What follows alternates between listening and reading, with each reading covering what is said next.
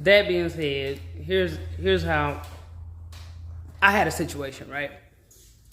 And I started going to check out like the local venues. A lot of these places naturally are not appealing to me. Again, Charlotte has, it's so big they can segregate, right? In the South, segregation is a big deal. And you know what? I've lived out in California. They segregate out there too, but that's another conversation. Coming over here, North Carolina, in Charlotte, you have like black-owned businesses, you have other ethnic groups, things like that. And here in China Grove, it's so small. And, it's a small white town, there's always a trailer park, and then, of course, you got the Ku Klux Klan. I've been told a few times by a few of the locals to avoid some of the venues here because there are a lot of like Klans folk that go there, right?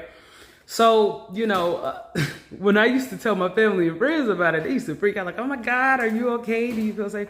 And, I don't mean to be strange, but dealing with the Klan here is like dealing with the gangbangers in the hood. And this is what I mean, and it's a little different, but this is what I mean. If you stay out of their path of destruction, you won't be destroyed.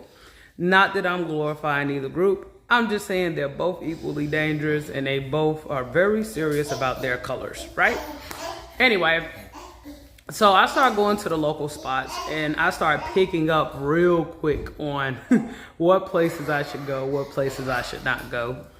And I found that it's not that I'm singled out because I'm black or I'm a black person in a white town. A lot of my folks from Charlotte would be like, oh my God, you need to come back home. You up there with all them poor white people.